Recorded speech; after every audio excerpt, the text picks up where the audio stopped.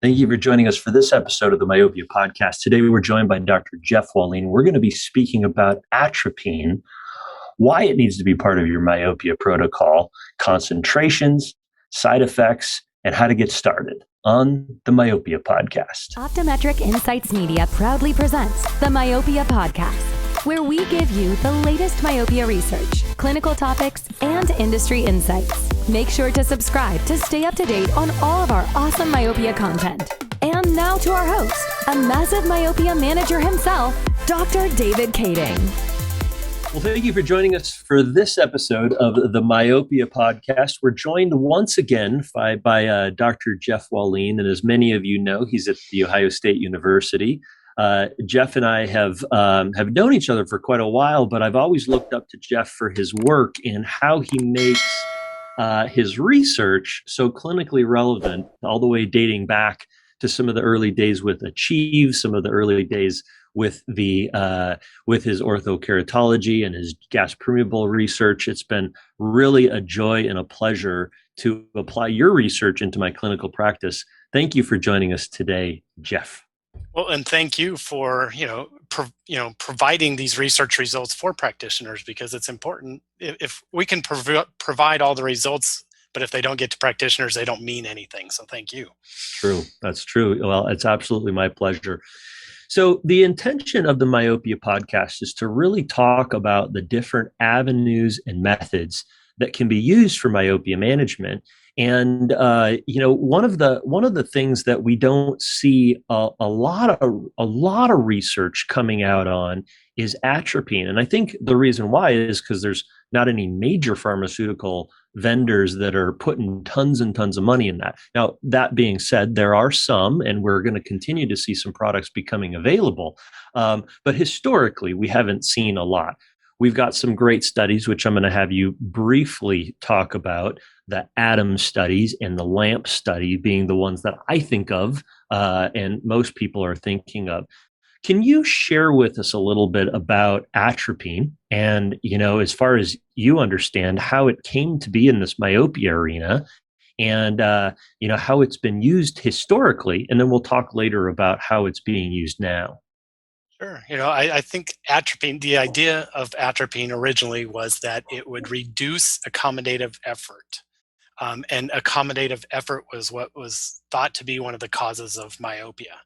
So, but basically over time, it was found that atropine works not through accommodation, but through the antimuscarinic or the muscarinic receptors that are primarily in the retina. Beyond that, we really don't know what the downstream effects are, if it's an increase in dopamine caused by this, or if it's an increase in scleral rigidity that slows the growth of the eye. We really don't have the answers to that yet. But the original idea was because it would reduce accommodation.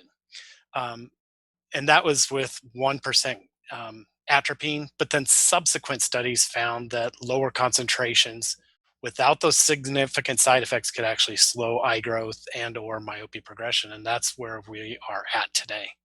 Mm-hmm. What, as we look back, and you know far more of the research than I do, but this ATOM study and the ATOM 2 and the LAMP study, can you briefly summarize the clinically relevant data that we learned from those studies over the last 7 years or so since they were published? Sure, absolutely. I mean, the ATOM 1 study was with 1% atropine, and they randomly assigned eyes to atropine and found that it had a very meaningful, very profound effect on both myopia progression and eye growth over a 2-year period. Yeah. They subsequently wanted to find out what's the lowest concentration that they could use and still get meaningful slowing of eye growth and myopia progression. So they compared 0.5% to 0.1%, and then their control group actually was 0.01%, because at that time we all believed that 0.01% would never have a high enough concentration to have a meaningful effect. But when they basically compared those results with the 0.01% atropine as the control group to the placebo control group in that 1% atropine study, the ATOM 1 study, they found that it slowed myopia progression by about 60%. And so that was, one idea that, hey, these lower concentrations can work. So it was from that the LAMP study ultimately happened by a different group, where they wanted to find out what's the best low concentration atropine that works. So they compared 0.01% to 0.025 to 0.05. And they found a dose response, basically, that 0.05 worked best. And it did so without additional side effects. So I think they studied it in a really creative and clinically meaningful way. They told these kids on these various atropine concentrations of atropine, they said, if you have problems with bright lights, let us know. Because originally they just gave them single vision clear lenses. If the kids complained of bright lights, they gave them photochromic lenses. They also told them, if you experience near blur, tell us. We'll give you progressive addition lenses. What they found was that 30% of the kids on 0.05% atropine complained of bright lights, so they gave them photochromic lenses, which sounds significant, but 40% of the control group wanted photochromic lenses. So that ultimately tells us that kids are photophobic in general, but atropine doesn't make them more photophobic. Mm-hmm. And then almost none of the kids said they had blurry vision at near. So ultimately what that tells us is 0.05% atropine provides meaningful slowing of myopia progression, and it does it without additional side effects. But the important point to take away is that 0.01% atropine slows myopia progression without slowing eye growth. 0.05% atropine slows myopia progression, and it does a better job of slowing eye growth. So Yeah. my recommendation is to use 0.05% atropine if using it for myopia control. Right. So, you may see a prescription progression reduction, so to speak, with the 0.01%. But the concern with myopia management is eyeball elongation. And so really what we're trying to do is not just stop a prescription, because we can always give somebody a higher prescription. We're trying to stop the eye progression leading to disease, which is presumed to be because of this eyeball elongation. Exactly. Did I summarize that correctly? Absolutely. Yeah. They should be connected, but for some reason, Mm-hmm. and that's the other reason that I recommend 0.05 versus 0.01 is because I don't know how 0.01 is slowing myopia progression if it doesn't slow eye growth. So, 0.05 I can explain a little bit better. Yeah. One of the other things that I think I picked up from the Atom studies is the cessation of the atropine and the rebound effect. Can you talk a little bit about how that can become clinically relevant for us? Absolutely. So if you give kids treatment for 2 years and then you take them off treatment, if they're on the high concentration atropine, 1% atropine, they will quickly become more myopic. Versus if you put them on 0.01% atropine for 2 years and then take them off, they really continue at the same rate. So ultimately, after 2 years on atropine and 1 year off, the best myopia control is with 0.01% atropine, even better than 1% atropine. Mm-hmm. And the reason that 1% atropine probably has this rebound effect is it works significantly by reducing accommodative, the ciliary tonus. And so when you do that, you actually reduce myopic refractive error because you're making the lens less powerful. And you also get shorter axial length. And you can see that in those studies with the high concentrations of atropine, you actually get eye shortening and lower refractive error over just a 1 month period. Whereas you don't get that with 0.01. And that tells us it's unlikely to rebound like 1% atropine does. Mm-hmm. So yeah, that's yet another reason to suggest people use low concentration atropine. And we haven't seen the total results from the LAMP study because they actually switched all their control group to 0.05% atropine, I believe. And so we won't see, that compared to placebo, but it Right. unlikely to get rebound effect. Now, there's this other aspect of this that I have heard people talk about, and that is, well, of course they rebounded, you should never take a person off atropine suddenly. Is the school of thought that you subscribe to that just like we would never take somebody off of steroids uh, quickly, that atropine shouldn't be removed quickly either, particularly at a higher concentration? And is that the reason why the rebound happened? If you had done a 1% over a 3-month period and tapered it down, would we have seen the same effect? I don't know that we fully know that, but what are your thoughts? My personal thoughts are there's absolutely no reason to believe that tapering does anything. And the reason I say that is the reason you get the rebound effect with 1% atropine is because you're reducing ciliary tonus when you first implement the treatment. You don't lose that with lower concentrations. So we aren't expected to rebound, and we actually don't get rebound with those lower concentrations. So I really don't see the reason for tapering. There's absolutely no evidence to show whether tapering has any effect at all. So why do it? Is Mm-hmm. my sort of takeaway. Yeah. Well, we've got continued research coming out with regards to atropine, and you were sharing with me that you guys have had some work at the Ohio State on this, and one of your master's students can share a little bit about safety and what you guys have learned about atropine and how it's backed up by what we've already learned. Yeah, Ben Cypher's just finished his master's thesis, and we've already submitted it for publication. But he looked at just over a 1-week period of giving 0.01% atropine to optometry students. What's the effects on accommodation, on reading speed, on intraocular pressure? And basically, he found no significant differences, and certainly no clinically meaningful differences from before giving them these atropine eye drops to after.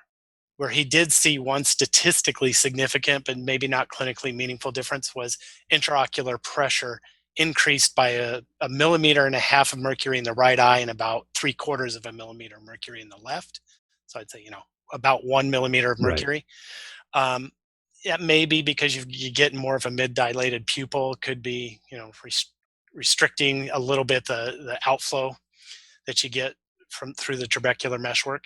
Mm-hmm. But you have to decide if that's really important for you. I've been traditionally recommending that people measure IOP on follow-up. I'm not even certain that that's really necessary because Yeah. it's really not that much of an increase. Yeah. But otherwise, he found no meaningful changes with atropine. But one of the cool things he did was he actually had people judge how comfortable the drop was when it was instilled. Hmm. So, and he compared it with artificial tears and proparacaine. And what he found was that immediately, right after you put in the eye drops, of course, artificial tears is the most comfortable, and proparacaine is the least comfortable, and atropine's right in between there. Um, After 5 seconds, it turns out that there was no significant difference between proparacaine and atropine, but artificial tears was more comfortable than the other two. And then at the end of 10 seconds, he found that atropine actually was the least comfortable, followed by proparacaine, followed by artificial tears. But the average was 3 out of 10 in terms of where 1 is no discomfort and 10 is extremely uncomfortable. So I think Mm-hmm. for clinicians, the important takeaway message is this doesn't hurt worse than proparacaine when you first put it in the eye. And it's really not an uncomfortable drop for most people. There was one person who rated it as 7, both before and after taking drops for a week. We don't know if that's a dramatic person, just same amount of pain, but they Yeah. rate it worse, or if it's because maybe they had an allergy to the Right. preservatives, Yeah. or maybe the pH of their eye is different and so is affected more. We want to look into that more. But the other thing that he found out was that the pain continued to increase through 10 seconds, and we didn't measure it beyond 10 seconds, so we don't know. So we're going Yeah. to look at that in the future. Yeah.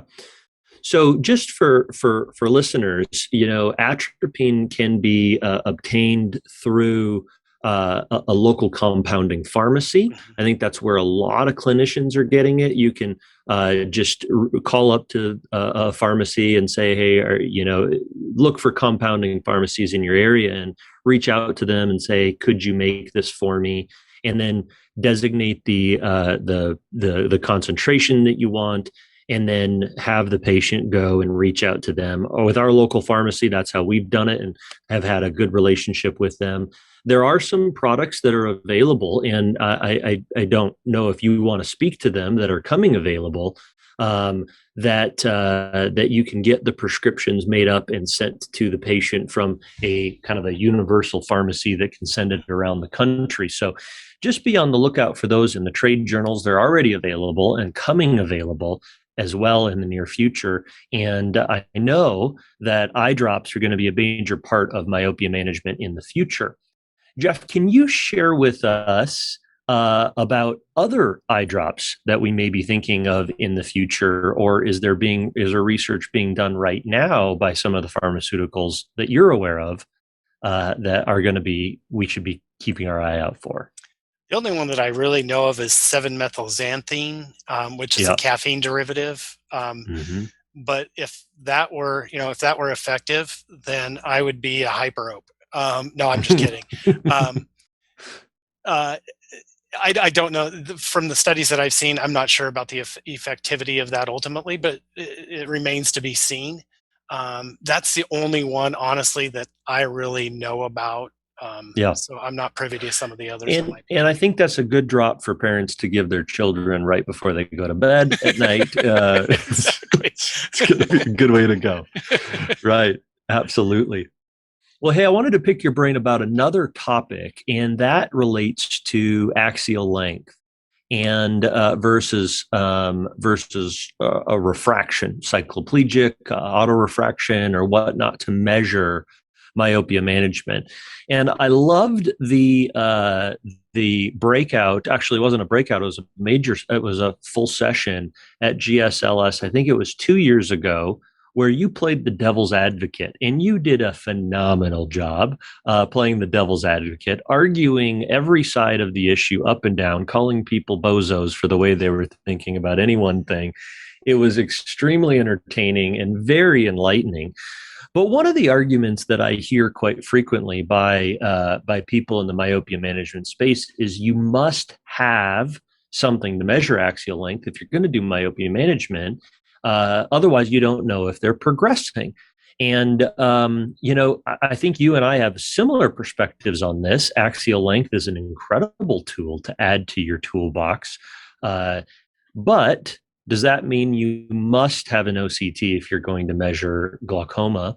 Well, you must have a topographer if you're going to fit a scleral contact lens. Is this one of those things where it's a have to, or is it a luxury item in your mind? Honestly, in my mind, it's a luxury item. I think you can get some additional information on occasional patients, but I would never let the lack of a biometer keep me from doing myopia control. I just don't think it's necessary. You can, even if you're doing orthokeratology, you can still sort of monitor myopia progression by looking at the changes you make in the base curve of the contact lens. And knowing that when you flatten the base curve, you're making a change in terms of the patient's myopia. So, even with orthokeratology, I think you can still monitor myopia progression without measuring axial length. But it, like you said, it can provide additional information by which you can make decisions. So, if you're doing a lot of myopia control, you might consider, getting a biometer of some sort that will help measure and provide you with additional information. But absolutely, you can do myopia control without a biometer. Don't let that hold you back. Right. Speak to us a little bit about clinically relevant refractive data. Is your perspective that we need to put, I'm being facetious here, a drop of atropine and wait a week and check the refraction? Or is it something where we can use cyclopentolate or tropicamide or autorefractor? Or can we just do manifest refractions on kids and say that that's it. Say a kid is doing atropine or is doing, soft multifocals, taking ortho-k out of this. What are your kind of thoughts, clinically, as opposed to research? Yeah, like you said, for research, I think it needs to be cycloplegic autorefraction 100%. But for clinical reasons, I think we can follow our myopes with non-cycloplegic manifest refraction. It's something that we need to perform to get, the best idea of what we want to prescribe for a particular child. So it's something we measure Mm-hmm. routinely. And with these young myopes, it's rare when they would be, a pseudomyope or that have some sort of accommodative spasm or something like that. And there are lots of other signs that you can follow to rule those things out. So I really think that the young myopes, I think first time you examine any child, they have to be cyclopleged. If they become myopic, you need to cycloplege them. After that, you can follow it without necessarily doing cycloplegic refractions. You, of course, need to dilate the eyes to make sure they're healthy. But I don't think cycloplegic refractions for myopic children are that necessary afterwards. Mm-hmm. I agree with you. Um, you may or may not know this, but my wife is a binocular vision specialist, and we have a vision therapy clinic in the practice. And my associate was doing a lot of myopia management in vision therapy. And I was quite upset with her. I'm like, why are we not doing, myopia management on these children? And she said, we are. They have got accommodative problems that are leading towards. And I said, this, I don't understand. So we had two residents who got together and they taught the leading experts in the field that we need to be thinking about other forms of myopia management. And that really led us to the initial, when we get a patient referred, we would oftentimes just look at their refractive error and their topography and decide whether we were going to treat them or not. And now, as I think most clinicians should, doing a cycloplegic is obviously an ideal way to go. The most ideal would be a cyclopentolate, but clinically that can be a little difficult if you're going this half hour, 45 minutes. And the reason we're doing this drop on our patients is, one, to get an accurate refractive error, but two, to find out if there is an accommodative component to the child's progression.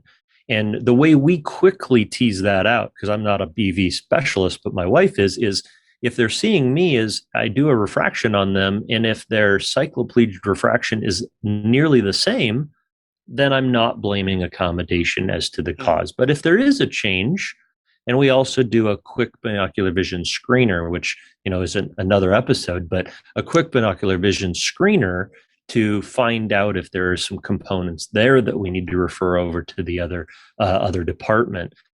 So just for you clinicians, utilizing a tropicamide and 15 minutes later, there's some studies on full cycloplegic effect. Not as good as cyclopentolate, but clinically, it's going to provide you something which is good enough. If you're not doing anything, start there. Would be a good way to go. Jeff, I don't know what you have to say about this whole binocular vision component and so forth, but in your analysis of all of this, it certainly has come up. I completely agree. And I do think that tropicamide is enough of a cycloplegic agent for your young myopes. It might not be for those hyperopes, and especially if you want to look for latent hyperopia. But I think for our young myopes, to follow them over time, absolutely strong enough. Mm-hmm. I don't see much of a role for BV or accommodation in terms of myopia progression. There's been several studies that have looked, and I'll give you one example. The COMET study with progressive addition lens spectacles, Yes, found that they worked best for kids with esophoria and accommodative lag. mm-hmm. But then they did a 3-year follow-up study of only kids with esophoria and accommodative lag and found no greater treatment effect. It was less than a quarter of a diopter over 3 years. Mm-hmm. So that to me says that even in that group who we expected it to work the best, bifocal glasses still don't work well. So I don't think it was the binocular vision that was leading to the myopia progression. Yeah. And so, I think it's more related to the optics of the eye and some of those things.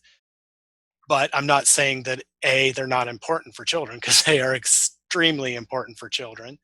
And I'm also not saying that they shouldn't be monitored with myopia control, because myopia control, the treatment itself, can affect those things. Yeah, And so we need to absolutely. monitor it and make sure that we're not harming the children along the way.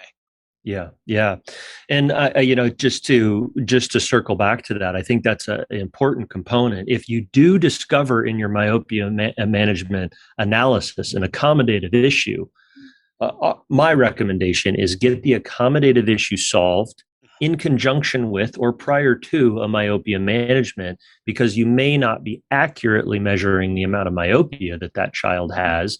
Maybe be calling for a -2 to get them to 20/20, where really they need a -1, and sending them to some vision therapy or some binocular vision consult is a good entry into the treatment. And that's how we do it in our office, is after they've got some binocular vision issues, then they come back into our clinic. We don't recommend soft multifocals for those people if the binocular vision is their problem. For or accommodative issue is their problem, we'll start with binocular vision treatment and vision therapy, and then move over to an ortho-k or a soft multifocal once the accommodation is sound. But we can't forget about those accommodative issues in children as well. So I think you said it very, very well. So thank you for that. Well, awesome. Well, I think we probably should let you go. You've been very, very helpful. Jeff, it's always a pleasure to apply your science to our clinical practice. My residents are really appreciative of it, and all the people that I lecture to using your data. So thank you for helping my lecture career be successful because of all your research that you've done. Well, thanks for translating it for the practitioners. I do appreciate that as well. Yeah, absolutely. Well, hey, thanks again for joining us for this episode of the Myopia Podcast. We hope to hear from you, and you can leave comments in the section below. And Jeff, again, thank you for joining us today. Thank you. This podcast was brought to you by Optometric Insights Media. If you enjoy our content, please leave a 5-star review. And don't forget to subscribe for more great episodes.